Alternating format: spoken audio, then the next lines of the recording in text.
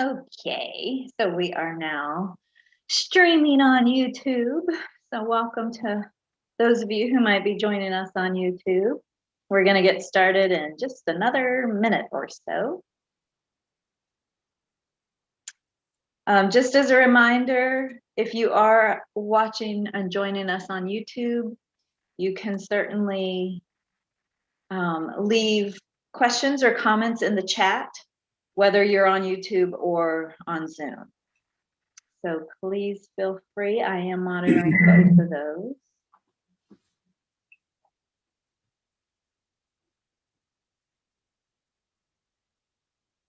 Okay. Anything more for you? Linda, you have anything else? I don't think so. I still have some folks joining. So just give it a few seconds and let them know if anybody has any problems getting the material or anything like that. Okie doke. I'll probably hear my puppy in the background.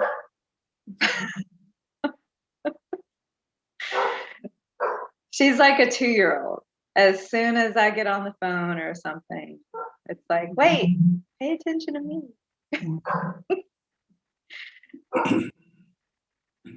All right. I think we can probably go ahead and start. I've got it right at 7 o'clock now. So again, if you have any questions about accessing any of the Discovering Buddhism materials, please let me know. You can ask right now or let me know in the chat and I'll walk you through that. But just real briefly, the easiest way to get to those materials is to go to Kadampa-Center.org and then a / user, and then that'll prompt you to enter your username and password. And once you get to that site, kadampa-center.org/user, scroll down a little bit because you won't see it at first. So scroll down a little bit and there's the prompt for your username and your password that you should have received as soon as you enrolled or registered for the Discovering Buddhism course. So you can go back and try to find that in your email. If you've completely lost it, just re-enroll or re-register and you'll get it right away. And you can write it down and keep it somewhere with your Discovering Buddhism materials. All right, so let's see here. Hey man, we still have folks joining, but I'm going to go ahead and turn it over to you now. Okay. All right. You guys can see my screen? Yes. Okay, good. Yes, sorry, I muted myself. Yes, we see you and we see your screen. Everything looks great. Okay, so good evening, everyone, and welcome to session 2 of the Presenting the Path, which is module 3. And again, my name is Hemant Pandya, and my email address is right there. In case you need to communicate with me, that would be the best way.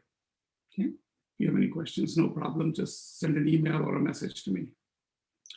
Okay, so we're going to start again. So as you know, last time we started with mental prostrations, and those who want to do physical prostrations, that's perfectly fine. I just open, and if you don't feel like doing them, that's fine too. You can do mental prostrations. So let's just do 3 prostrations mentally so we can begin this class, okay?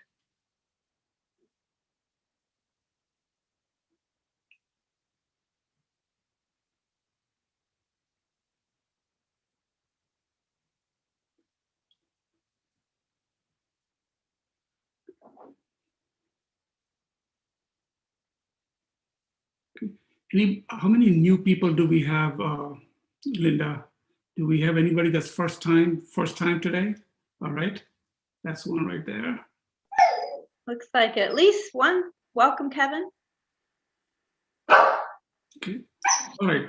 So no problem, Kevin. I don't know if you've, assuming you've been to some Buddhism classes before, prostrations are not absolutely necessary, but we do it. It is great for mind humbling, and you're really respecting the teachings. So this is not prostrating to someone or anything like that. It is just a humble gesture, and then you welcome the teachings in a much humbler way, okay? So that's why we prostrate. So let's bring our mind together. We'll do a just a minute or two of calm abiding.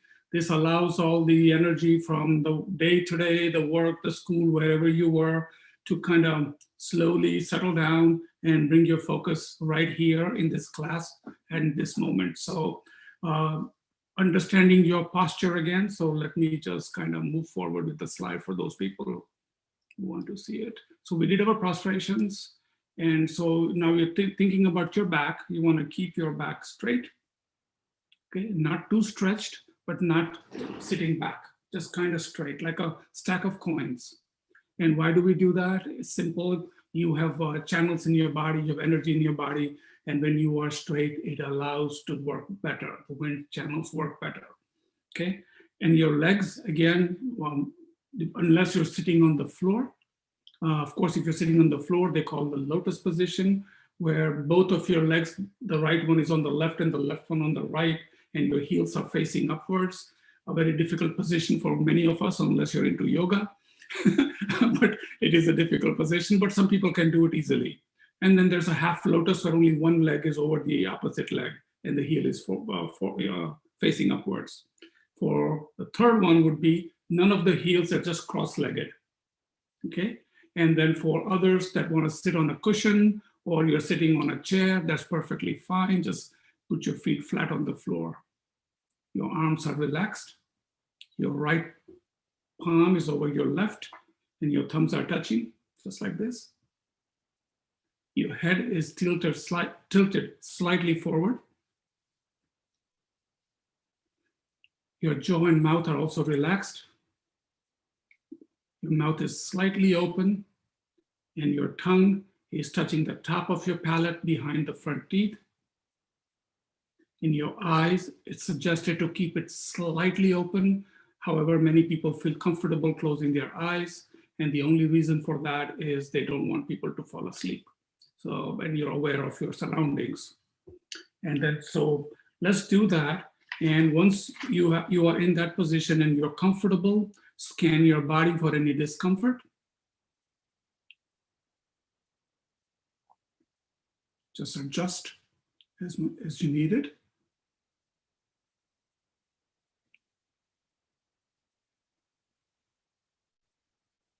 And finally, bring your attention to your breath. It is something neutral. We breathe all day, all night.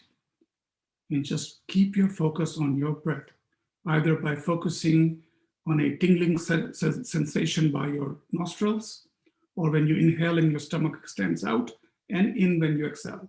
You can just focus on one area, and without any other thought, just keep your mind on your breath.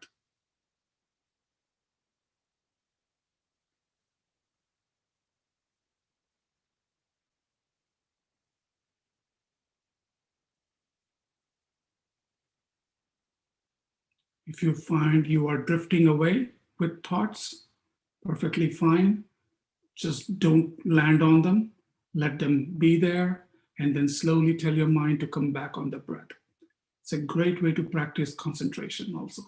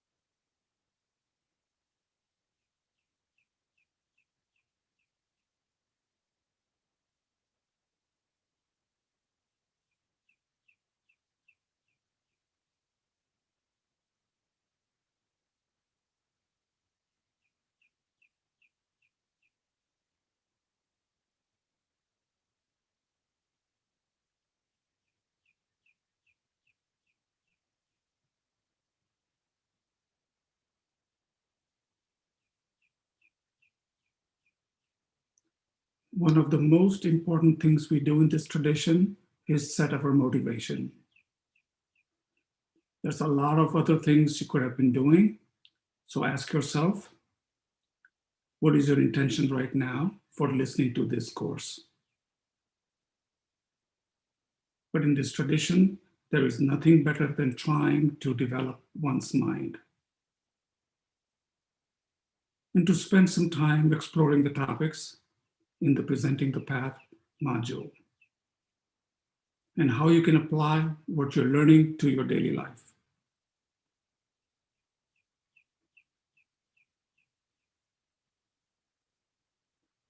And if you were to find it enriches your life, helping you to open your heart and mind and more to others, that's when we touch on the Mahayana motivation.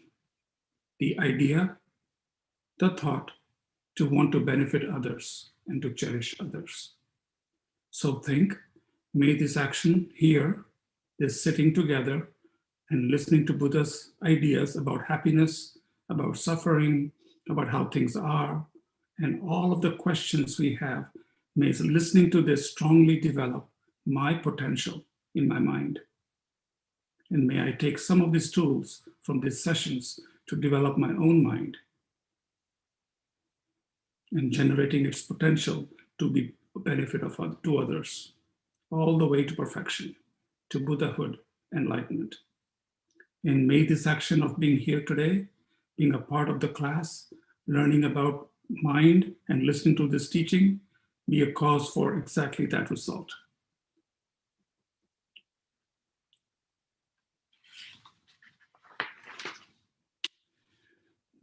Thank you. You can bring your attention back. Oops. So to start the class with, I will summarize last class. I will do this every class and try to keep it brief in some cases, depending on how much we have to cover. But I find that it helps me and others to kind of link and bridge over and not to lose the larger picture. Right? We get into so many subjects and details of it. And as you know, in our tradition, there's a 1 of this and an 8 of that, and a 6 of that, and then there's an ABCD under that. So people get lost sometimes, like, where am I? What am I learning? So I want you to make sure that you're keeping your focus on what this module is all about. Okay, is presenting the path that has been given to us. So anyways, last class, we had a great introductory video that Linda showed us, okay? And you saw within that video, Richard Gere. Oh, by the way, these other classes, we are 19th here, and then we have a few more classes left after that, right? I like this slide a lot, and this is from the video.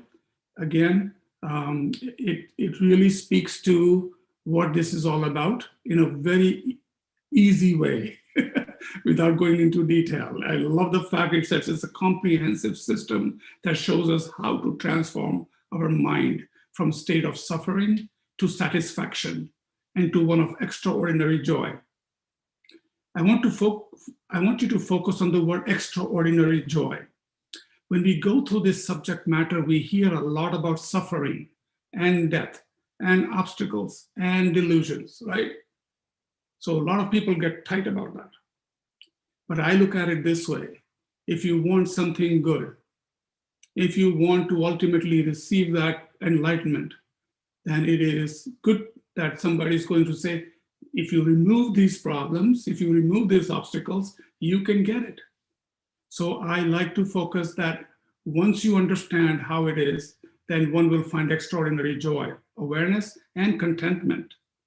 It is vast in scope and profound in its implication. It changes people's lives, right?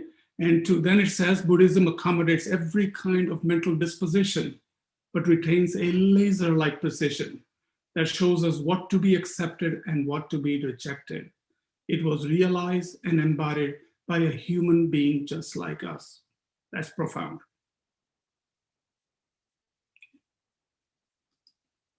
And in short, what it's saying is, I think it's the same thing. Let's see if I can move forward. Yeah.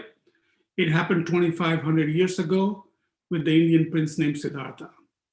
And what is key here, because of his relentless determination to find the ultimate freedom and came to understand the nature of the mind, right? And in turn, ultimate reality of all phenomena. He was only then called Shakyamuni Buddha. Okay? So that gives you a really quick snapshot of what is it that we are doing. Okay. Again, oh, this is a magic button or something. Okay, so in the video, we had Venerable George Chernoff. He's actually if you know him, if you've seen him, if you've attended his classes, amazing MIT graduate. He's a PhD. He's a monk. He's a teacher. He's a visiting teacher at Kadampa Center. So when you get any, he is often online. So if you go down to his name or FPMT, you'll sometimes find various FPMT teachers teaching. You would enjoy to listen to him. And you heard him talk about the 12 deeds in the video. These are the 12 things you think about when you think about Buddha. That he came from Tushita, and then from Tushita he was born here, and then after he had a very auspicious birth, and then after his birth, his childhood, and how he quickly learned arts and all kind of things that came to him, the teachings of the time. He learned that very quickly, had a luxurious life. He got married, had a son, and at some point he wants to renounce his life. No, he has 4 sights, the 4 visions, or not visions, but the actual sights where he sees the old person, the sick person, and a dead person, and a wanderer or seeker. And then after that, that's, of course, we will talk about it later on. So my mind wants to go and tell you the story, but I don't want to go there. These are just the 12 deeds. And so, and after that, he renunciates. And after renunciation, how he searches for the answers that he was thinking about, and answers about death and old age and sickness and suffering, how to remove suffering, right? So, and then he finds his place under this tree, and he's enlightened, and then he teaches, and then he passes away at I think at age 83 in Kushinagar. But anyways, these are seen as some key pieces of his life as called 12 deeds, okay? And then you had Venerable Karen Valham, wonderful teacher, very well spoken. And she talked about the 2 attitudes. A lot of times when you come to this Buddhist teachings and you see, oh, he's a Hinayana, oh, I'm a Mahayana. While these are attitudes, we need both. You can't become Mahayana until you have Hinayana, right? So she talked about those attitudes. Hinayana is more individual path to liberation, okay? You're just thinking about yourself, you want to liberate, you want to completely out of this life and death cycle. So that's a great feat. If you can even understand that, that's a huge step.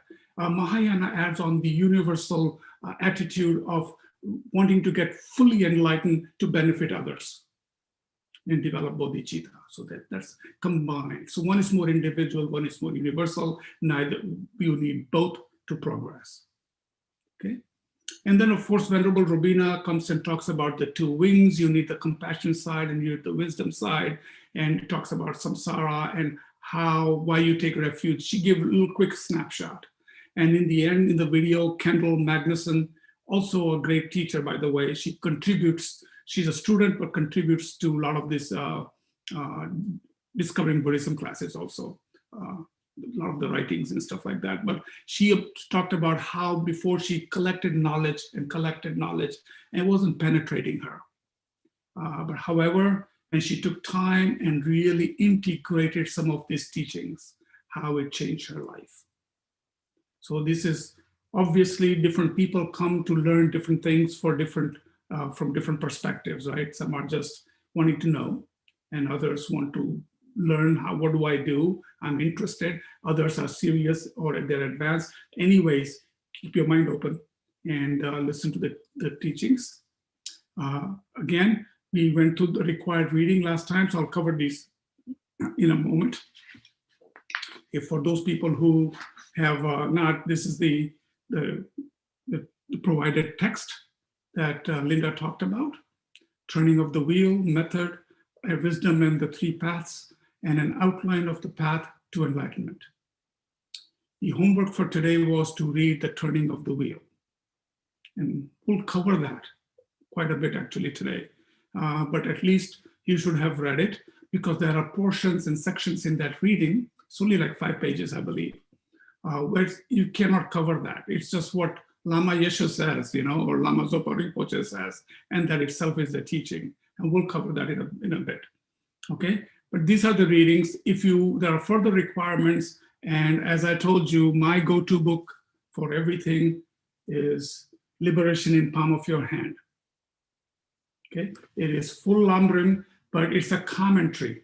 So it's not so detailed, but it's more of a tool, what you want to do on a daily basis, or I have a question I need to know now. Instead of reading the entire 300 pages, you can go there, and Pabanka Rinpoche does a wonderful job, 24 days. He says day 1, day 2, day 3, this is what he taught. So you want to start to read that, and if you have questions, and since you're learning the presenting the path, and we are going to be talking about the path, look at the contents. That is your Lamrim in many ways, right? He's going to cover those. So that's the book to read. And then we have some recommended books also. If you are able to get it or already have it, I would read The Wisdom Energy first by Lama Thupten Yeshe and Lama Zopa Rinpoche. Great book.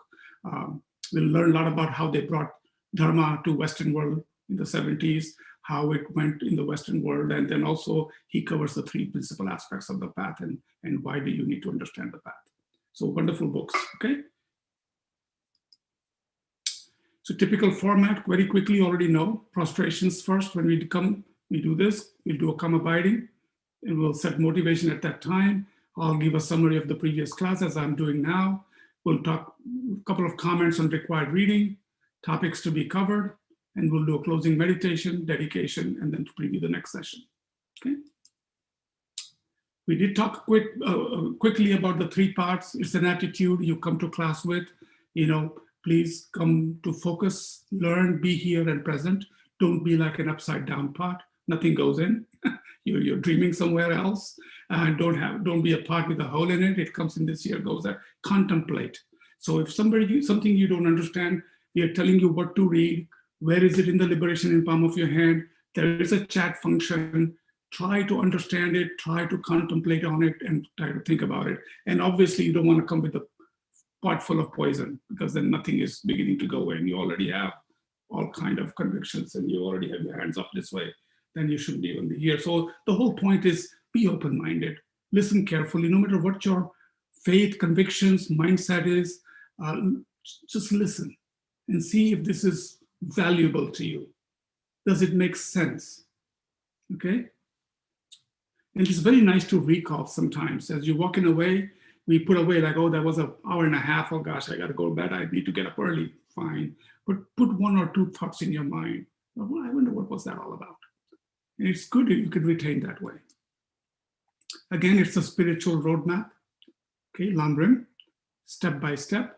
And just like we would make a plan if you were to go to, I give an example of New York. I think Geshe-la was amazing Sunday class. He said, it's like a roadmap going to Los Angeles or something, and you don't want to go somewhere else. But it was very similar, that you want to know where you are on the path and you want to prepare for it properly. So this is the path, presenting the path is like making a roadmap and preparing yourself to fully understand the scope of the Lamrim.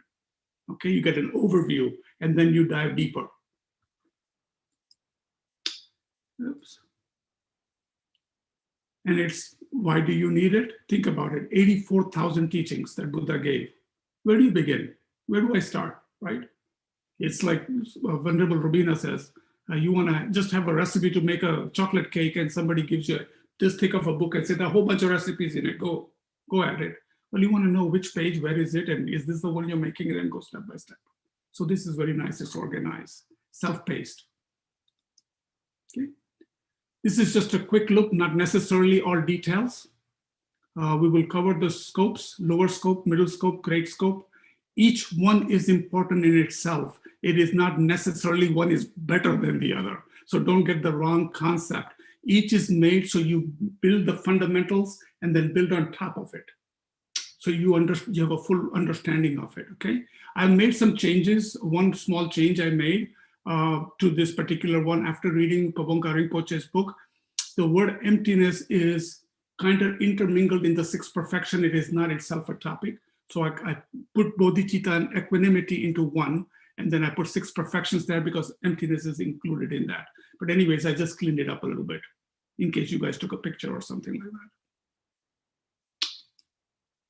Okay, again, we talked about the unbroken lineage, and I will tell you the little story about Shakyamuni Buddha today, just as it's a great way to start, to just focus on where these are coming from. Obviously, our lineage teachers from Buddha to Lama Atisha, Lama Sankata, all the way to our current teachers, and it's not broken. And that's the beautiful part of it. I know a lot of people, we all, including I'm just saying, we have a tendency to go on Google and do a lot of searches. I would just caution you to keep the teachings, the authentic teachings in mind, and lineage teachings. If you want to find the teachers from our FPMT or Geshe-la's teacher or our Gelug tradition, that will be more authentic because there are lots of commentaries out there, lots of them, and you don't want to be swayed somewhere. So be mindful of that. I'm not saying don't do it. I'm just saying be mindful.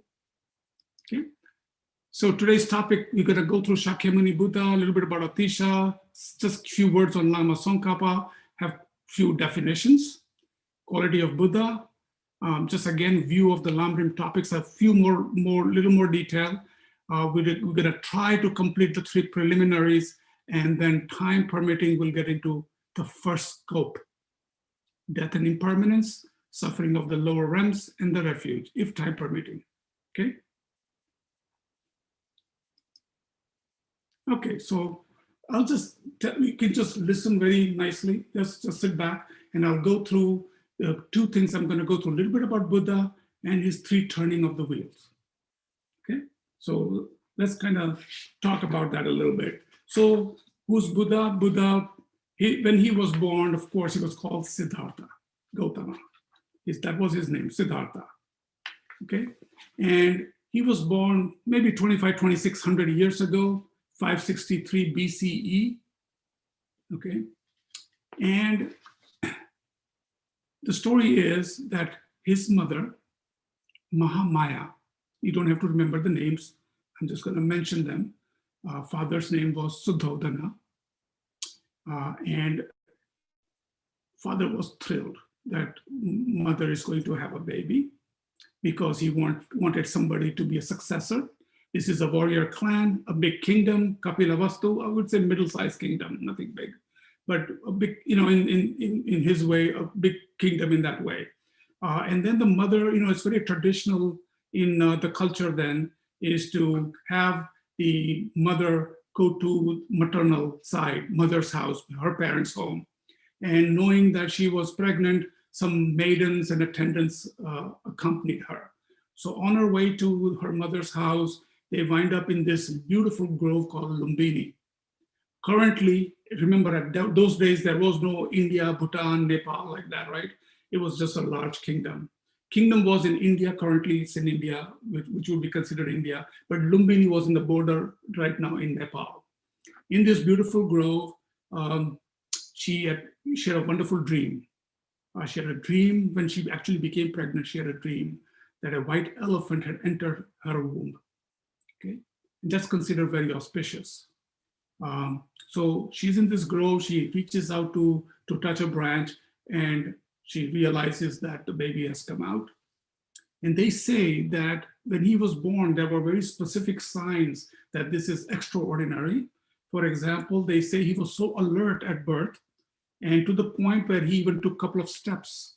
And they say that people saw blossoms of lotuses coming when he took steps, was a sign that this was something out of the ordinary. On the other side, there were some prophecies. There was a big seer or yogi, learned prophet type person who said he knew something great has happened. And people are rejoicing, father is rejoicing, he's thinking, oh, he's gonna get a nice successor. And so it's very traditional for these holy people to come and see the child and say and make some predictions. So this seer comes to the palace, tells his father that what a beautiful child. he will be a leader of the world, like a king, or a spiritual leader, a king of the world type thing. To my recollection, if you read the bibliography very clearly, he said he will be a spiritual leader. Hearing this, father was a little upset. He wants a son that he wants a king, a warrior, and he doesn't want somebody that's going to become a monk. And so with that thought, he decides to create this, to shield Siddhartha from outside world and give him everything he can think about luxury-wise in the kingdom. Bring the physicians in-house, bring the teachings in-house, beautiful gardens, playmates, everything you can think about, so he doesn't have to go out of the kingdom to see somebody begging or somebody like a yogi or something like that. So that he would not be attracted, and then he would grow up and become a big king and a warrior. So with that, he grows up, he has all kind of teachings, he's great at archery and sports and all the things that they teach at that time, all the traditional books and math and all about environment and things like that. He was so good, learned very quickly. And so now we move, so he had a great childhood.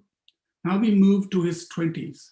In his 20s, he is now married Yashodhara, has a son Rahula. Things are going well.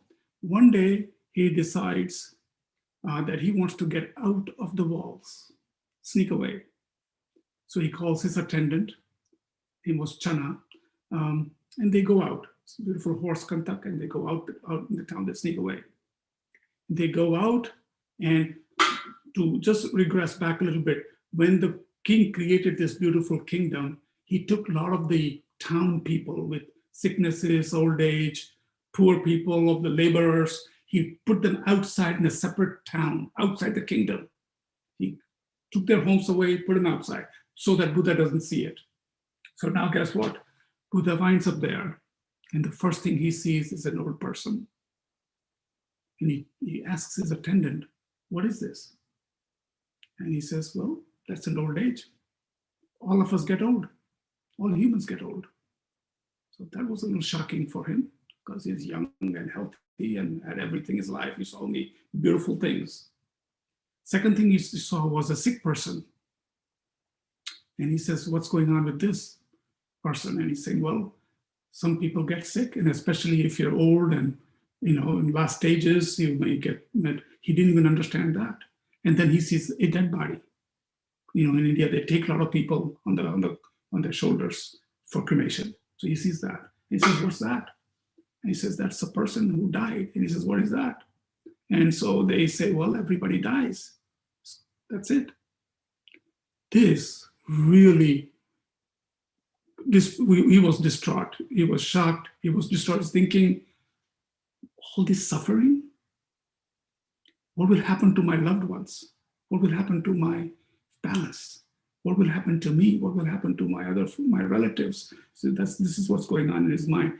But he also had one foresight, and he saw what we call a mendicant, or mendicant meaning like a wanderer, seeker, little saffron clothes, he's just out there, yogi or something like that. And he just seeking. And so that means he saw something that there are questions, and this is what these people do. They go out there until they find their answers. They go some places and seek for them. So now Buddha's mind he's thinking about this, and he wanted some answers. In between what you don't hear, the next thing you hear is he leaves his home and he gets renunciation. But I just wanted to bring a point that he is worried, and his wife talks with him, and he explains that I have so many questions. I don't want to be a king. I don't like wars. I have so many questions about suffering and why people die. Is there a way out? And he says, I need to seek it. And so Yashodhara knew that he is going to seek it. And one more thing, if you don't know, he did tell her that once he finds the answer, he would return. So anyways, now late 20s, you see Buddha, middle of the night, he leaves with his attendant and his horse, and he leaves the kingdom. And he goes by this river, and the first sight was one of the deeds. He takes his hair and he chops it off, and there's some conversation about that. That is an identity. That is what gives you the eye, and he wanted to have nothing to do with it. So he renunciates, and he takes his ornaments out and all his, clasps and the, bracelets and all of these things, and he gives it back to his attendant, saying, "This you can live a good life out of this, and please go back." Of course, the guy cries and says, "Please come back," and all that. But anyways, in the end, he leaves. After that, Buddha is out there practicing and learning for 6 years. He's out there. He meets his first teacher.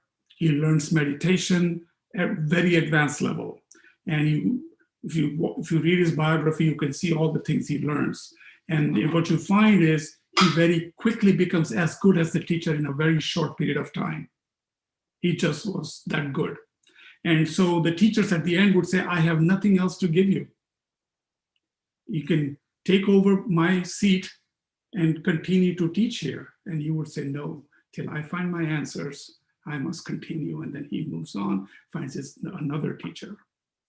And same thing happens. And after that, and it's details about what he learns about life and reality and all these kind of things, a whole bunch of details in there.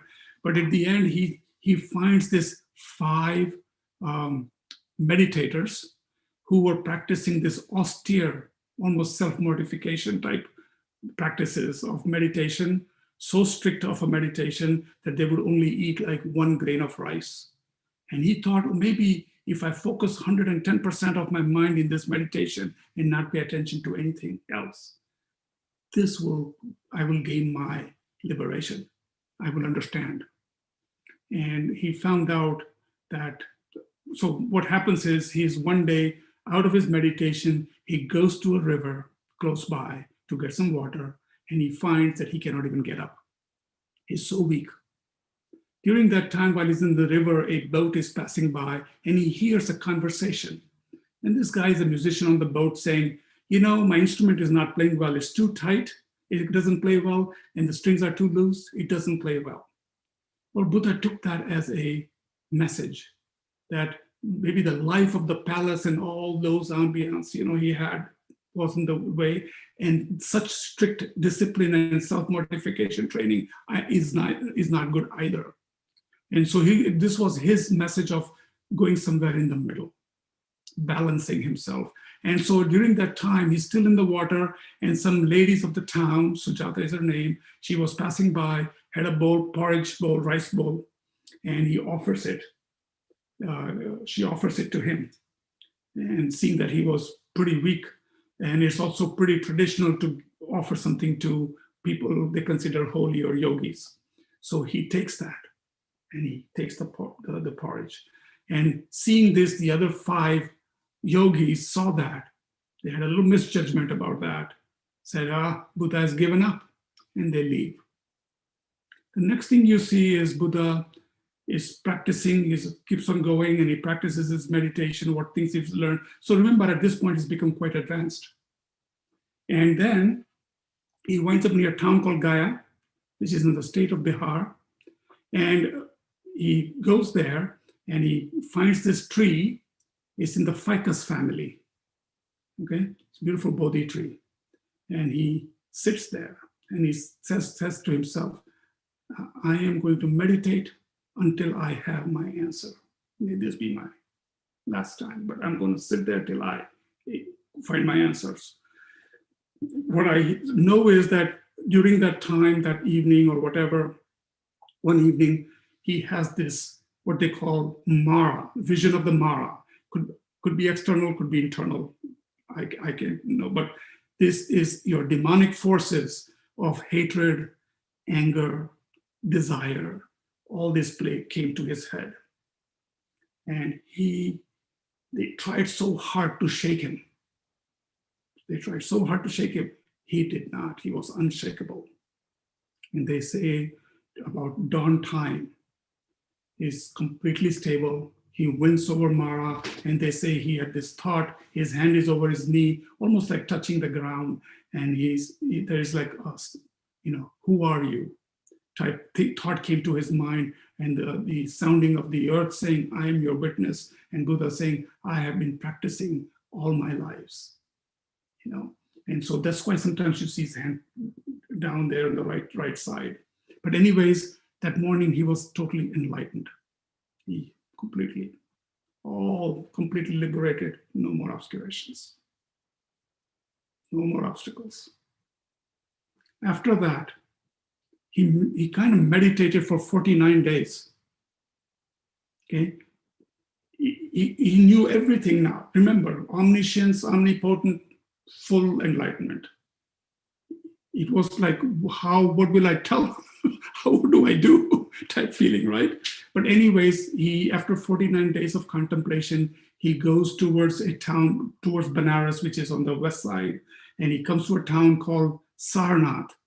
It's a deer grove, bunch of deers there. And as he's going through, he sees those 5 people that he used to meditate with, those disciplinary, the meditators that were so strict, fasting and all that. And this time, they look at him and they see something different. They somehow feel there's something in him. So they asked him, they requested him to teach. And so this is the first turning of the wheel. He taught the 4 noble truths. And I think most of you know that, that there is suffering, dukkha. In Sanskrit, dukkha means dissatisfaction, not this word suffering as we think. The second one, there's the causes for suffering.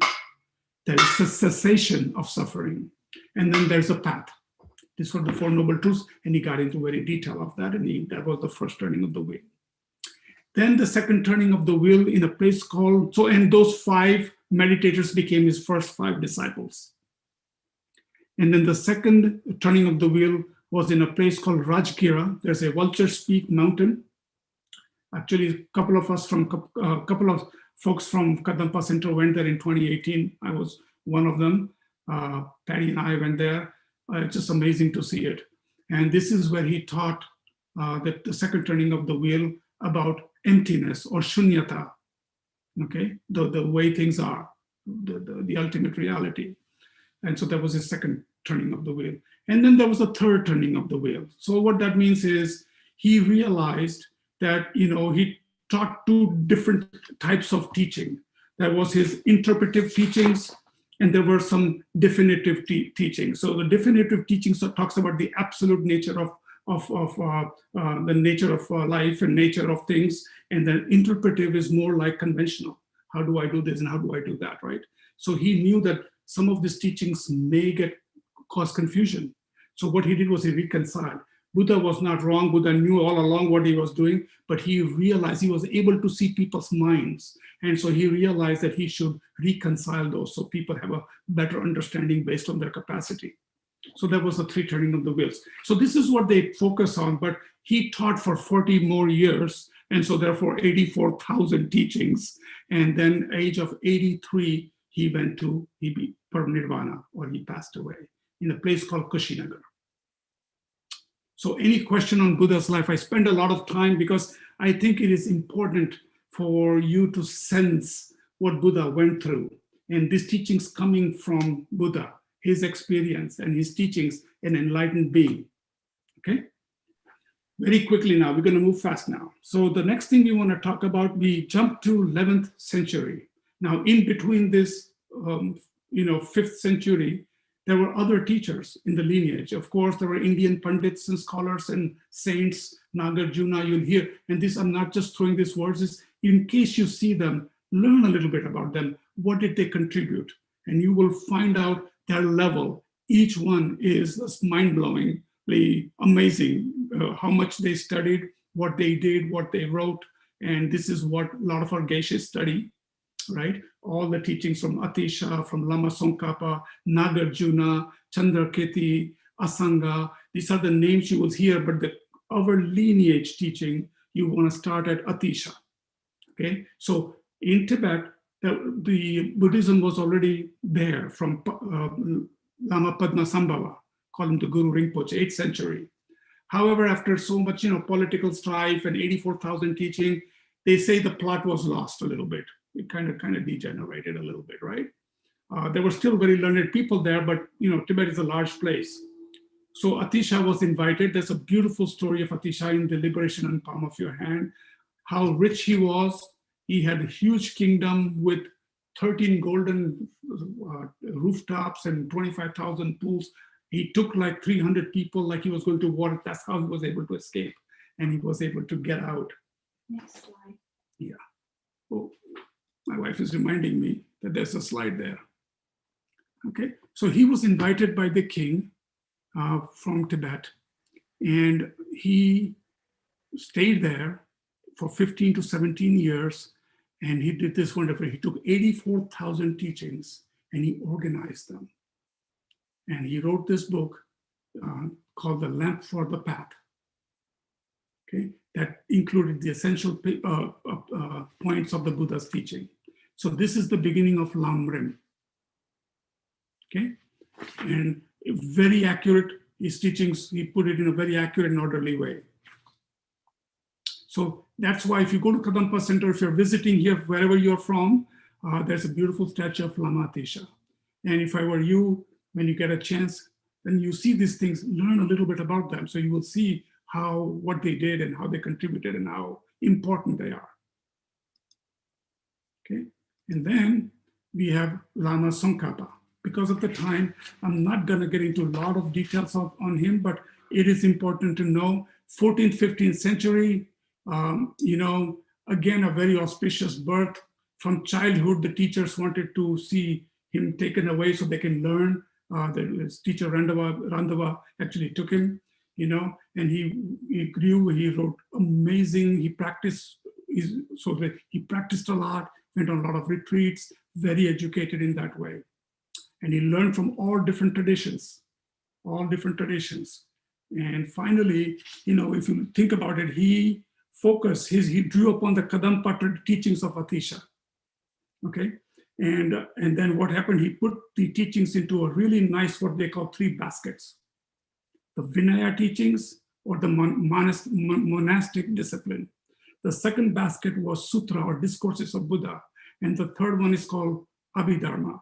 Don't need to remember, just remember the 3 baskets, that they were organized. Abhidharma was more metaphysical, things like wisdom of emptiness, the mind, that kind of teaching. But all the discourses were sutras. So when you hear the word, this is one of those sutras, it's a discourse from Buddha. Okay, so those are the 3 baskets. And ultimately, he wrote the most beautiful book, the Lamrim Chenmo. And he was a founder of the Gelugpa tradition, which we are, and so is Holiness Dalai Lama. So that's the Gelugpa tradition. By the way, word Gelugpa means the virtuous ones. Okay, and then he wrote this Lamrim Chenmo, 3 volumes. You can get them. I bought it through Kindle, and I have it both, in hard copy and also in digital. But the great treatise on the stages of the path of enlightenment. This is the Lamrim. So this is a synthesized, expanded commentary on Buddha's teachings in a very organized fashion, step by step. So that's where Lama Sankata, he's our teacher. And then his students, I believe it's Kelsen J and Kedrup J, they even established a lot of the schools, Ganden Monastery, Drepung Monastery, and Sera Monastery. So huge contribution. So that's where Lamrim begins. So this is what we study. So now before we get into some subject matter, we need to understand few definitions. Okay, so we'll hear the word samsara all the time. Many of you know it already, but it's good to sometimes know what is samsara. These are Sanskrit word, okay? But you can call it this cyclic life and death cycle. But samsara is a beginningless, reoccurring cycle of death and rebirth under the control of the delusion and karma, and fraught with suffering. So you're born, you go through your life up and down, depending on where you're born, in what form you're born, animal life, all the other lives, human life, and then you die. But you keep coming back doing the same thing or in different realms. So that's samsara. The root of the samsara, what causes this? the very source of all the troubles is the wrong perception of or wrong ideation. According to Lama Yeshe's archives, we are always holding to some kind of an I, some sort of an egocentric thought of or attitude. Everything we do is the basis of this entire worldly things that we do. So the I is the key for attachment. This is what creates an attachment. I'm trying to find a word for it. And because of I, and because of this nature that you think there is this big I in you, now you have attachment.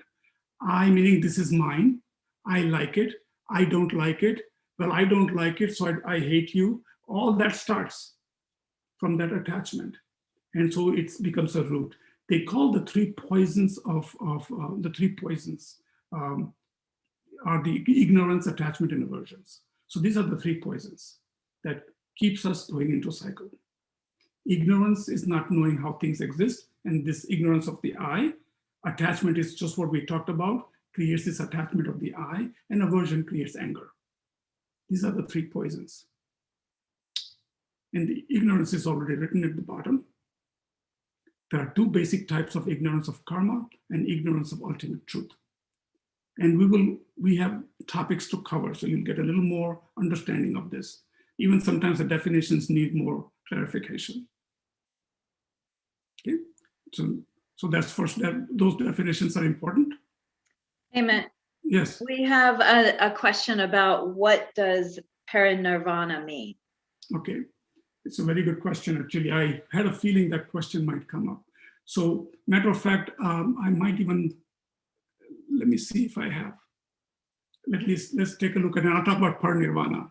Paranirvana is enlightenment. Beyond nirvana. Par is like beyond nirvana. But nirvana, let's talk about nirvana first. Nirvana is, if you were of a Hinayana mind attitude or individual that just wants to liberate from this cyclic existence, then you would think about in terms of nirvana. Okay? Not everything is gone from you yet. Whereas Mahayana wants full enlightenment, full omniscience, full omnipotent to be able to serve and benefit human beings, other sentient beings, sorry. So you can see a state characterized by perfect compassion, perfect wisdom, and power to be able to do that. So paranirvana, meaning enlightenment, would be the ultimate. Let's put it that way. Okay? That's the best I can explain it right now. So having said that, this will be a good place to show you this. So, I was thinking about it. We always talk about to become a Buddha, to get enlightened. It's like looking for a job, but you don't know what the heck the position is. Like, do you really know what a Buddha is? Do we think about it? What is it to become a Buddha? Right? So, I thought this would be a good thing to put in the class, that since we are all working towards it or want to go there or are on a journey, sitting in a train, but we don't know where we're going, it just seems like a happy place, right? So I thought it would be good to know qualities of Buddha. So think about it, fully developed person in the wisdom wing. So here's a new word for you, the wisdom wing. So when you learn the first scope and the second scope, and you understand, you generate that I need to get out of that, this cyclic birth and death cycle, you generate renunciation. And you start to understand how things exist. So we talk about nirvana, that causes that nirvana state, wisdom wing. So in other words, you have a knowledge, you can liberate yourself free from this cyclic life and death cycle. And so you get omniscience, accurate cognition, literally knowing everything, to see perfectly the minds of others, seeing things as they are. But now you also develop the compassion wing. You want to enlighten being, right? Buddha, full Buddhahood. Now you have the omnipotence, which is the infinite power, the effortless ability to do whatever needs to be done, has infinite compassion to benefit sentient beings. So now think about this, the last red words that I have. Wisdom that knows exactly what and how, where and what, and who with the capacity to do what needs to be done to perfectly benefit all beings, all knowing, all compassionate, all wise, all pervading. For some people, this sounds almost like God, right? In some faith, this would be like, looks like, sounds like a God. But so let me just say, the good news is, he's saying you have the capacity to be that. We have the potential right now to become Buddha. Okay, so I thought it was a wonderful way to at least talk about what does it mean to be a Buddha. So that's a Buddha. Think about knowing everything, all the minds, seeing things as they are, and then have the infinite power and effortlessly be able to help others. Boom. So we talked about that. Then we talk about this compassion, bodhicitta. What is the bodhicitta? Okay, in a very quick sentence, it is a wish to benefit others.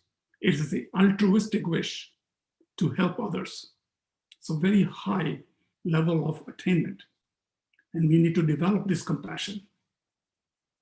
Right? Buddha had omniscience and omnipotent to be able to benefit others. Then those are the qualities we need to develop. So bodhicitta is a principal consciousness that combines the two factors of wishing to free all beings from suffering and of wishing to attain enlightenment in order to achieve that. The spontaneous altruistic mind of enlightenment can be either aspirational, of engaging with all the perfections, and we talk about that at some stage. We'll talk about generosity and morality and patience and joyful effort, enthusiastic perseverance is what they call it, concentration and full wisdom. So it's the wish to benefit others. Okay. We will talk about the 5 aggregates when I reach that point where those words are used. So don't want to overwhelm you with the words right now. But you should become familiar with what is samsara, what is bodhicitta, what is paranarvana or enlightenment, the nature of Buddha, a little bit about Buddha, Atisha, and Lama Sankata, and that you're learning graded path that is coming from the great treatise, the Lamrim Chenmo from Lama Sankata, who's our lineage teacher. Should be familiar with that now. And about Buddha's 3 turning of the wheels. So far, so good? Okay. Okay, so let's see. I keep on going to this Smartoscope. I don't know where it's jumping to. Okay. So, but before, this is just a quick note, and this is to show that when we start to talk about the small scope, we will cover this subject matters. I may be able to, if there's 15, 20 minutes left, I may not be able to touch on some of these topics, but I at least want to get through the 3 contemplations we should be doing. If I can get through this, the next class I can very easily cover death and impermanence and refuge, and we'll start the law of karma, okay? In case I'm not able to finish it. And then the following class will cover this 4 topics, 4 noble truths, the true suffering, the true cause of suffering, and the 12 branches of dependent arising. All that means is these are links that keep us, bringing us back in cyclic existence. We'll talk about those things. And then the great scope, the last 2 classes will be covering more on bodhicitta and the 6 perfections and each one of those things, which includes meditative stabilization, and then of course, wisdom of emptiness, some overview on that. Okay, so that's the plan here. And we already talked about the wisdom wing and compassion being. Just remember, you need 2 wings to fly. You need to understand what is the wisdom of reality, how things exist, and also have the compassion wing and have bodhicitta in order to then move forward. Okay, so that's the goal. So these are the 3 preliminary contemplations. So what does that mean? What does the 3 preliminary concentration mean? So let me see. Okay, there we go. I call them the primers. You know, before you do a paint job on your car or your home, you want to do the first coat. These are fundamental things we mustn't think about at all times. You should know this before I can build the topics on top of it. Things you must think about and things you should get familiar with it very quickly. Okay, so first thing, contemplation means what? Ponder, think deeply, right? So when we talk about this subject, I want you to at least think about it. even if you're walking around tomorrow, day after tomorrow, pick up these things in your mind. It is not complex. I'm not going to go into each subject in detail. They have entire modules for this, okay? But at least you'll be familiar with it. So let's talk about mind a little bit. The first preliminary contemplation. And before I go there, in a Lamrim, before you get to small scope, middle scope, and large scope, there's a whole area called preliminaries. It talks about the qualities of the teacher, how the teacher must teach, and how to understand your teacher and how they should teach, and all these qualifications, also precious human rebirth. So there are some preliminaries, and then you get into the learning of the scopes. So they want you to know some fundamental things. So let's talk about mind a little bit. In Sanskrit, that's called chitta, okay? And in Tibetan, it's called sem, okay? Which is synonymous with consciousness. A lot of us are here in the Western world, we go mind here with the brain. That's not what they're talking about, okay? The mind is consciousness, defined as that which is clear and knowing. You already saw the Buddha, perfectly knowing all. So that's its nature. It's clear and knowing. It's formless entity that has the ability to perceive objects. And then, of course, they break this apart. Their mind is divided into 6 principal consciousness and 51 mental factors. And there's a whole module number 1, mind and its potential, that walks you through that. Okay? But for right now, the 6 primary minds will be the eye consciousness, the ear consciousness, the nose consciousness, the taste consciousness, the body, and so forth. Okay, each one just functions with that consciousness. And there are many mental factors, okay? So at least what you need to walk away is, if the mind is beginningless, it didn't have a beginning date, we can talk about that in a minute, okay? It's your own. It's not physical, not the body. It's not the soul, nor the brain, and has a marvelous potential. It's the whole spectrum of your inner experience is your mind. Inner and external, I should say. Enlightenment is the potential of your mind. Okay? So think about it. Your jealousy, your love, your compassion, these are all your habit of mental continuum. Beginningless mind that goes along and takes those things with you. So what I'm going to do is go a little bit in this. So just contemplate a little bit about this. So go back in your memory, if you're able to, go back to yesterday in your mind a little bit. And then try to see if you can go back a day before that. And the day before that. Maybe at some point you won't remember, but you can remember when you were maybe 10 years old, 5 years old, 2 years old. You know, you see there's a continuity in your mind. It's all one cause, you know, precedes the effect of that cause, and it continues, right? It's a continuum. And now you start to think about, okay, so now you go to your mommy's tummy. So then you think about that a little bit, and then you go, it can't come out of nothing, the mind. So it has to have a previous moment. Every cause and its effect is preceded by its previous moment. Think about it. If you're sitting right now and thinking something, where did that thought come from? Previous moment. That had a previous moment. It had a previous moment. And that's why things are changing, but these are moments in life. So the mind continues, okay? So it must have a previous moment. That's why in Buddhism, they don't believe particularly in a creator, right? They believe that it's not a magic wand, it's very logical, very systematic, and very organic process, okay? And it says here, you can't have the first cause because there must be a previous cause. So you can't find the first one. You know, it just continues. Every cause had to have before that something happened for that cause to take place. Right? So that is the thinking behind it. In conclusion, Buddha would say, mind is beginningless, and it is your own mind. So think about this, okay, a little deeply when you get a chance to.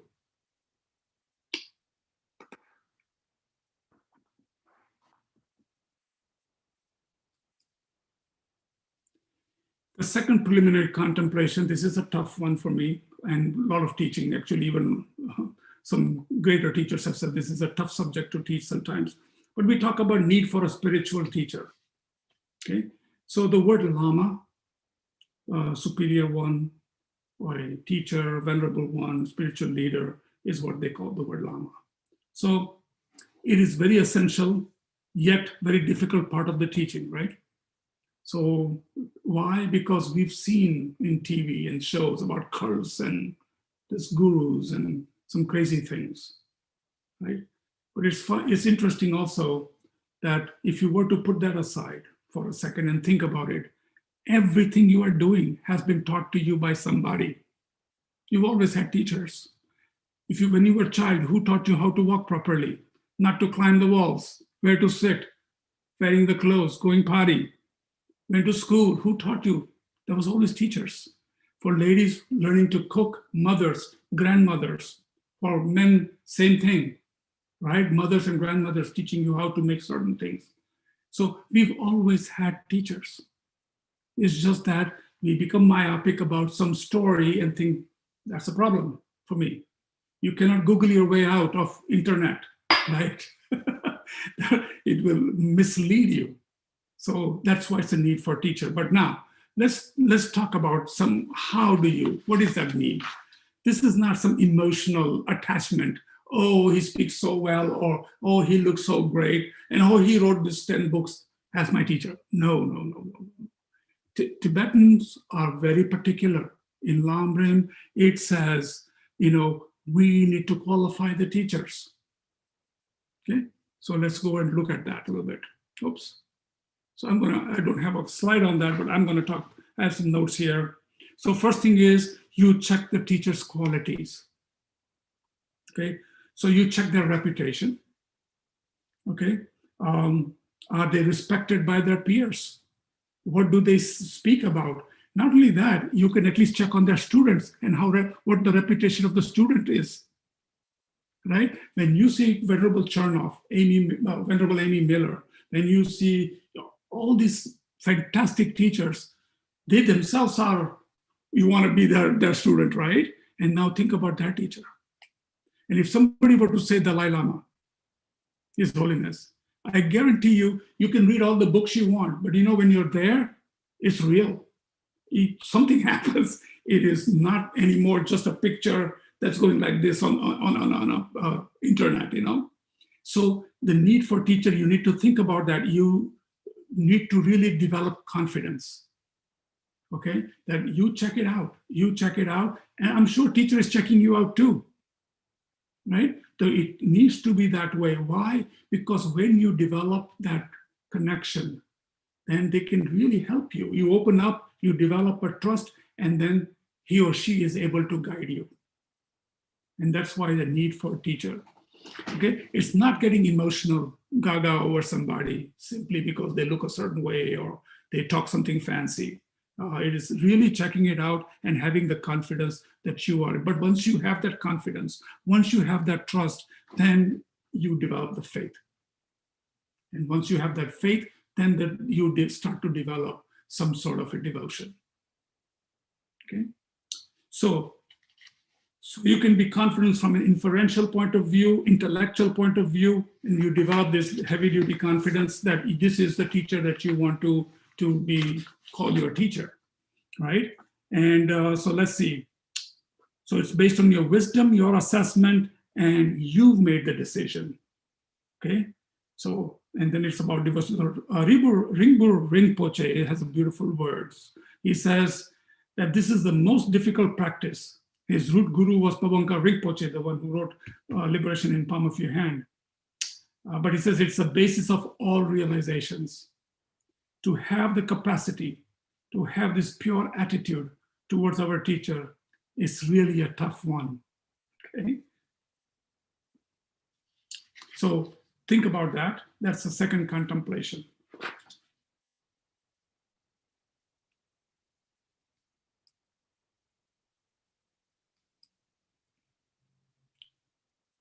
So here's a nice statement from Nick Reibush. He was teaching the other day. He was a monk, a scholar, Then he went back and he's now teaching in FPMT. He writes a lot of this. If you look at the last reading requirement, is from him.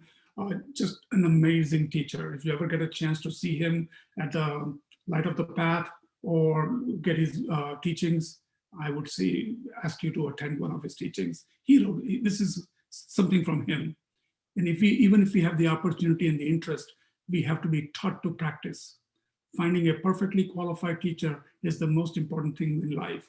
And once we have found this teacher, we must follow him or her correctly. This is the root of all path to enlightenment. Third, contemplation, precious human rebirth. Okay. Looking at the time, we still have a few more minutes here. So think about this, guys. Human birth. And we'll learn a little bit about different births and different realms and all this kind of stuff. But it is very rare to get a human birth. Keshala tells us a story about it's like in a huge ocean, a bubble, and then this fish that comes once in, I don't know how many years, finds time to come and take a breath up in that bubble, and the chance of that bubble even breaking. That's how rare the human life is. Now, I don't know about, but just realize it, that it is not as easy as we think. Human life comes and it may go, and you don't know what your next life is about. You may not know. It all depends on your karma and actions. However, what is important to know is that you have human rebirth, an opportunity to do something about it. So if you're serious about learning Dharma, if you're serious and you're putting trust in the Dharma teachings, here's a great opportunity to change that course, right? It's not like, oh my gosh, I have a limited time. That urgency is important, but you've had many lifetimes. But if you do something good, you will, your good karma will of course, what do you call the word? Will have a fruition of your good karma, and then you will continue on the path, and that's where your mind should go. So again, human life is just one of many. We have the qualities that the other types of lives don't. Think about an animal. Okay, I'm sure some people saying my cat has a better life than human, I think. But what you don't realize is animals are always living in fear. They cannot practice Dharma. You look at the birds outside, always have to think about somebody killing them, stealing their egg, always in frightening modes. If you've seen those old movies of Mutual of Omaha and safaris, you see this antelopes and alligators and lions, and you see that's the life. It goes just like that. And think about, we're not even thinking about the bacteria and the virus and the insects and underground bugs.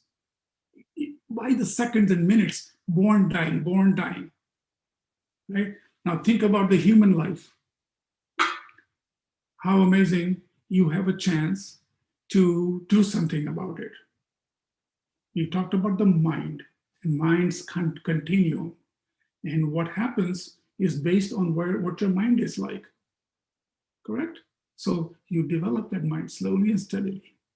Start doing some virtuous actions, develop your mind, and then what happens is you create this seed that goes on, positive seed. So anyways, they talk about, when you talk about precious human life, they certainly talk about the 18 points they call the 10 endowments and the 8 leisures. And so one of the things they talk about is that opportunity to practice, are born in a country that has spiritual teachings, reasonably healthy body, sane mind. All right, these are some richnesses, leisures, reasonable conditions, shelter and food, and not completely overwhelmed by huge delusions. We can reasonably say that we have that.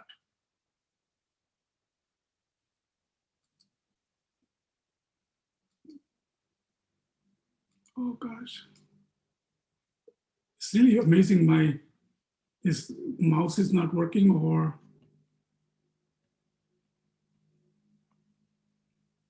okay. And then there are 10 endowments, which are called richnesses, which I showed you a couple of them here, reasonably healthy and reasonable conditions, not born completely overwhelmed by huge delusions. There are some others, circumstantial endowments, like you're born when the Dharma is being taught, or sometimes they'll say born when Buddha taught. That's not applicable. When practitioners can enjoy each other's comfort. So right now, we are each other's comfort, right? So that's a leisure, that's a luxury, that's an endowment that we have right now, that we are able to say, hey, Linda, can you help me? Or hey, I have a question, or Geshe-la, can you please, we can do that. We still have that. Now think of places in this world today where you can't do that. You can't change your mind. Or you are in such a famine or famished country where you are thinking about filling the stomach, let alone thinking about Dharma. Or bombs are flying by every night. So we are very lucky to have this human life and in a situation where we can practice. That's the whole point of precious human life. It is still fraught with old age, sicknesses, and death, and samsara. But in all there are 6 realms they talk about, higher and lower. But even in those, human realm is one where you can actually practice Dharma. So the idea behind these 3 talks is what? To develop some level of urgency and understand that you are rich in many ways to be able to do this. Okay, this should be something that you then yearn to learn to do. Okay, and focus. Any question on these 3 contemplations? If you have a question, feel free to just raise your hand or unmute or even type it in the chat. And I don't mind staying after the class few minutes if we wanted to chat or talk to each other. That's fine. I'll stick around if you want to, because I know some people want to leave early. I was told that if you can cut it out by 8:15, but there are some classes I may go all the way till 8:30, and then there was some will cut short because I know you had a long day already. But our time is from 7 to 8:30, and I do want to cover a few more points, and we'll start on death and impermanence, and then we'll finish it off the next class, okay? So I want to just cover a little bit of this before we go into the dedication and what to cover next session. But I want you to still think about the overall picture. So the preliminaries, the qualities of the teacher, precious human rebirth, the 3 contemplations, our lineage teachings, how things are organized for us, and how it builds upon each other. And what is it? It is a perfect step-by-step process so that you can become enlightened. Each subject has a lot more details that you can learn more about, but this gives you a good overview. And so we are now beginning to touch the first scope. So we have finished the 3 contemplations. We finished the lineage and all that. So now we are coming into the first scope.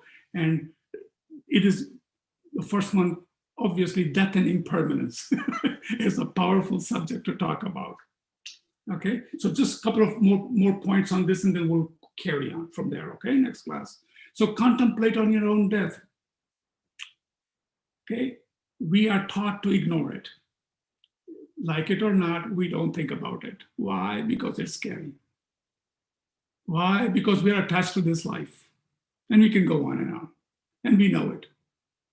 But once you see that the death is definite and natural, time of the death is uncertain.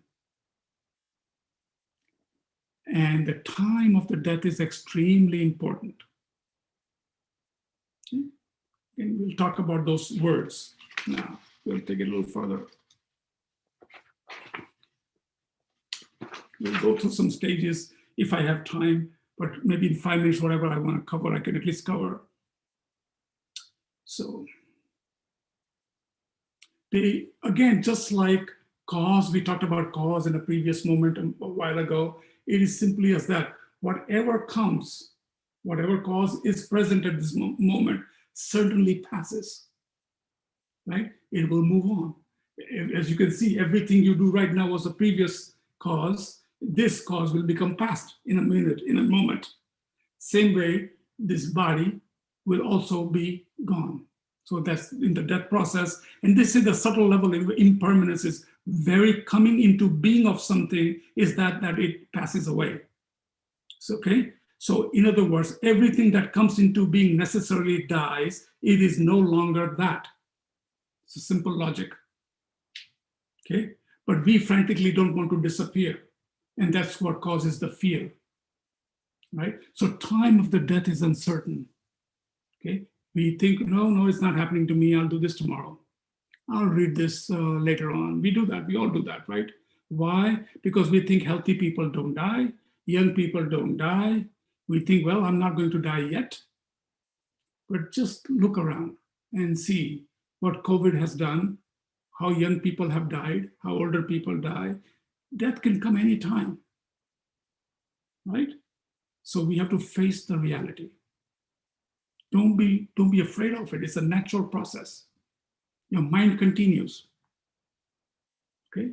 But we are attached to our identity, our I, and that's what's scary, right? So, and we don't know what will happen next, so that fear is there. So our consciousness is a continuity. It did not begin at the conception. We talked about that. Our consciousness will continue, okay? Everything we say, we do, we think, put seeds in our mind and will bring future results. That will be my experience. So we are now getting into a little bit of karma here, but it was important to use it, So we live in a denial of fantasy that this doesn't happen to me. It will not happen to me right now. So simple contemplation here, guys, we need to argue with our ego's entrenched mistaken views, right? Think about it. What makes us not think about death? Matter of fact, it's suggested in one of the reading that when you do your meditation, think of it 3 times, in the beginning, in the middle, at the end. Why? Because it stops you from catching on to a thought and I gotta do this, and if I buy this, it will do this, and it starts, your mind goes into a story. But when you think about death, it will bring you right back here because the urgency of it. Lama Zopa Rinpoche says it's best to think I will die today. Then you won't waste it. Right? You won't waste your life. So I am going to, at this point, come to a halt. Next time I will walk you through the death process, how these elements, dissolutions of the elements and subconscious level, what happens. And then we go into borrow intermediate stage, and then how we propel with our propensity, with the seed that we have, into the next life. And we'll talk a little bit, it's just an overview. But I want you to at least have this contemplation. What is mind?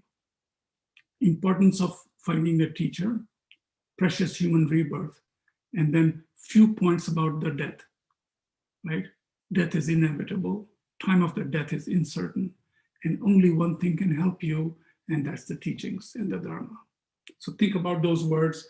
If it means something to you, then we will continue with the next teachings. All right. So let's get to the last part here. So before we talk about, let me see if I can tell you the next class, we will finish up with death and impermanence. Very quick, couple of words on different realms and refuge. And then we'll start with karma. Then abiding in the laws of karma. We have couple of quotes from Nagarjuna, Master Nagarjuna, and then we'll talk about the 3 negative actions of the body, 3 negative actions of the speech and mind, and then 4 conditions under which karma ripens. We'll talk about those subjects and see where that leads us, okay? So with that said, I'm gonna go to our dedication, okay? So if you would just take the meditation position. So let's finish with this dedication prayer. Let's acknowledge that we've listened to and reviewed the information today. We talked about the unbroken lineage, life of Shakyamuni Buddha, why his teachings are so special. We talked a little about Lama Atisha, 4th or 5th century, who was invited to Tibet to revitalize Buddhism, extracted the essence of Buddha's 84,000 teachings, right? And he wrote a beautiful book, A Lamp for the Path to Enlightenment. That is the beginning of Lamrim. Lama Sankata in 14th century wrote the Lamrim Chenmo, the great treatise on the path to enlightenment. Then we talked about the three contemplations. We looked at the nature of our mind. It's beginningless, it's non-physical, it is not created, its potential, especially of the Buddhahood. We reviewed some definitions. We looked at three scopes of the Lamrim, the topics it covers. We contemplated on the concept of the need for a spiritual teacher. Check the teacher's quality, check their students, their peers, and how to devote oneself to them and their teachings. We've looked briefly at this precious human life, what makes it so special, how to energize and not waste it, and that it could end at any moment. And we just started to talk about death and impermanence. The death is definite, the time of death is uncertain, and only Dharma can help. We will continue with these topics in the next class. And so with that, the seeds have gone in and we have thought about this and we will continue to contemplate on this. May they ripen as quickly as possible in the development of my own amazing potential so that I may be of benefit to all suffering mother sentient beings. Thank you. Thank you, Hemant. We have a couple of things. I might turn it over to Jennifer just for a moment to talk about a Kadampa Center community Facebook page. And also we had a question about whether or not your slides can be made available. Yeah, so my goal is that after I am completely done with the classes, I want to make sure everything, and I have given credits to wherever I got it from, including the teachings from FPMT. If I need to do that, I want to make sure all of those things are there, and then I will put it up there, no problem. Great, thank you. And Jennifer, are you ready to talk about the Facebook page? Yeah, hey everyone. Awesome, thank you. So I missed last week's class, but I watched the recording and I know somebody asked if there could be like a study group or some way to connect outside of the actual class time. So one thing I offered to Linda is if you guys are in there's a community Facebook group, which is different than the Kadampa Center page. So if you go look for the group, you'll see it. If you guys want to join in there, you can kind of spin stuff out as a member in there. You can spin out rooms and have live conversations and schedule that and kind of self-organize, or you can make, topic threads just for Monday class and kind of communicate in there. So just a platform. Nobody's going to be responsible, I guess, for setting that up or doing the content, but you guys can self-organize. And I put a post in there so I can help you as an admin in that group if you need any help with it. Great. Thank you, Jennifer. John? How do we find that page? So I see the regular Kadampa Center Facebook page. How do I find the Facebook group? You should be able to simply search for it. So it's like it requires approval to join, but it's a public group visibility wise. So I think it's called the Kadampa Center community. Thank you. Absolutely. Thank you, Jennifer. Yeah, my pleasure. So Yeah, was the class helpful today to you guys? Absolutely. Oh, yes, thank you. So organized. Thank you. It's great. It's fun to take this class and then go back and find my notes from 2 years ago, because you taught it 2 years ago, and kind of reread those. And I see sort of my scratching of vague understanding to this time where it's a little more solid. So I appreciate that. That's fun for me. And as a person giving this session, teaching this session, even we all mature, right? I mean, there's so much reading you do and so much things, and you want to tell all these things, but then you have to be very mindful of what this class is all about, the timing we have, and different people coming from different angles. And then you kind of tweak all that too a little bit. So everything grows with you. But I really appreciate you guys for coming to the class. And, it's just a wonderful experience. Yeah, as a very beginner, this is wonderful for me. Thank you so much. My pleasure. Thank you, thank you, thank you. And thank you. I think I just saw that John put in the chat the link to the community, the Kadampa Center community Facebook page. Awesome. Yeah. So check it out. And there's nothing else. I think we can sign off. Any other questions or comments or anything you have for Hemant? Just thank you. It's from back to Buddhism in a nutshell. Things are organizing now in my head that were all over the place before. That's fantastic. That is great. Yeah, because, we have 13 modules, and if you're able to, and they go every 2 years, so you can join in any time. Just to confirm, Oh. you'd like to call Junche Haran. Mobile? It picked up, my phone picks up my voice, I guess. So anyways, Who would you like to call? sure, let me go over. Okay, let me hold on for a second. It thinks I'm asking a question, I guess. So the point is that because this is the beginning of the module, I think it's very nice because, if you come at time when somebody's teaching either emptiness or Tantra, it's like, whoa, in the middle of something, but it's nice to start in the beginning with mind and its potential and how to meditate, and now you're doing the path. At least it gives you a good idea of how things are laid out.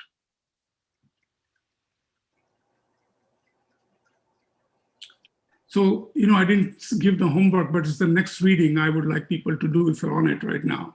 Yeah, I forgot to mention that, but you should continue to read the requirements, but it's a couple of pages, 3-4 pages to read. We're not asking a lot. And then of course you should continue to read, if you do have liberation in palm of your hand, the required reading. So just continue, because everything that I cover is coming from there. Okay, it just expands on it. It gives you a different flavor. And then it's coming from Pabonka Rinpoche. And those readings are absolutely fantastic. Right. Okay. I think that's it then. Thank you so much, Hemant. Thank you everyone for coming this evening. And we'll see you next week. Thank you. Bye-bye. Thank you. Bye, Julie. Thank you so much. Jennifer, Linda, Thank you. Kevin, Bye. Gary, Everyone. Suraj. Thanks, Dad.